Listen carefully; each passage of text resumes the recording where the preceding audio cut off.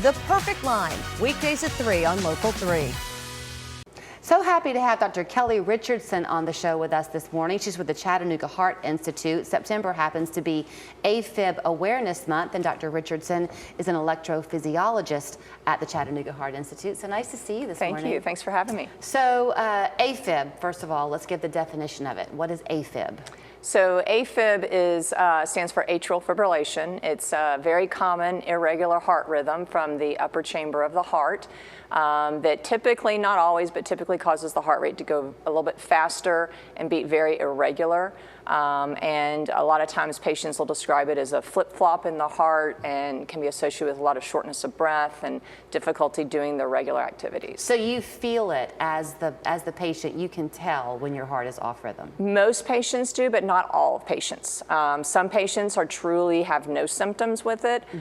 Some patients, the symptoms are very, very minor. They attribute it to getting older, they're more fatigued. Sometimes the spouse will notice that they're taking naps in the daytime and they don't realize that they're out of rhythm. So sometimes the symptoms can be a little bit more subtle. You, as an electrophysiologist, that's a subspecialty of cardiology, so very frequently your patients are coming to you at the referral of another cardiologist, typically? Correct, typically. We do get some from primary care as well, but yes. Okay, so somebody comes to you, what is an appointment with you going to look like if they know they have AFib? So when they come to me, I call it AFib 101. I sort of go through what AFib is and different treatment options, risks, risk factor modification, things that can contribute to AFib. And we talk about management, which oftentimes is medicines versus ablation. Ablation is where we run catheters into the heart and we create basically scarring in the heart to help prevent those abnormal electrical signals from getting out and causing the AFib. Medicines are also an option, though, so what would Yes. make someone not a candidate for the ablation and instead go with medication? So in general, there's two ways to manage AFib. One we call rate control, where you just control the heart rate. That's mainly good for patients who have no symptoms. And so if someone has very minimal symptoms or is not interested in an invasive procedure, then we just treat them with rate control medicines. If patients are very symptomatic, then we talk about stronger medicines called antiarrhythmic drugs versus ablation. More recently, data has shown that ablation earlier is better, better successes, and AFib is a progressive disease, and so we're trying to get at it earlier than later.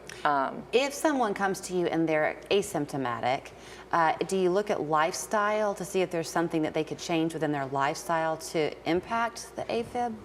Yeah, I mean, for all patients with AFib, we talk about different risk factors. The biggest one being sleep apnea, which a lot of people don't realize. That needs to be treated. There's also other risk factors. Obesity is a big one. Alcohol use, caffeine. Genetics plays a role as well, which unfortunately we can't do anything about our genetics. Right. And then thyroid disease can also contribute to AFib. Okay, so there is something called the Watchman. That's a different way to treat the AFib? So one of the biggest risks with AFib is the risk for stroke. And so based on certain risk factors, we recommend anticoagulation. The negative with anticoagulation is it's a blood thinner, so it thins your blood and it can increase your risk for bleeding. And so there are some patients who have issues on blood thinners, such as GI bleeding, gastrointestinal bleeding, or frequent falls with big bruises and issues. And so the Watchman is a device that was created for patients to allow them to come off of the blood thinners without the added risk for bleeding. So it's a device that goes inside an area of the heart called the left atrial appendage, where most of the clots that go to the brain and cause a stroke come from. And so we put this device inside the left atrial appendage, and this allows them to come off of the blood thinner. You mentioned that the AFib can get worse with time. So if you do the ablation early on, as you said is the recommendation, then do you ever have to repeat that as you go through? Yeah, unfortunately, since it's a progressive disease, there is no cure. Now, some patients can do really well for many, many years, but it's not uncommon to require more than one ablation procedure. There's different reasons for recurrences. Some is that the AFib progresses and you get triggers from other areas. Sometimes the heart can heal and we have to go back in and touch up where we've ablated. Sometimes patients already have a lot of scarring, in which the cases, the chances of long-term success may be on the lower side. And is recovery from the ablation fairly quick, or is it lengthy? Yeah, it's fairly quick. It's just sticks in through the groin sites, and usually I say about 2 weeks to get 100% back to normal. First week, sort of take it easy, but after that, recovery is usually pretty quick. I do want to mention that Chattanooga Heart Institute has for 7 years now, I think, been ranked in the top 50 national top 50 cardiovascular hospitals in the country, or facilities in the country. Do I have that right? Yes, you do. I'm stumbling over my proud. words because I want to get it right and not look at my notes. But here is the phone number for the Chattanooga Heart Institute. You will need that referral, but 697-2000, ChattanoogaHeart.com. And yes, I was right. Top 50 cardiovascular hospital by Premier Inc. 7 years running. Good to see you. Good to see you. Thank you so much.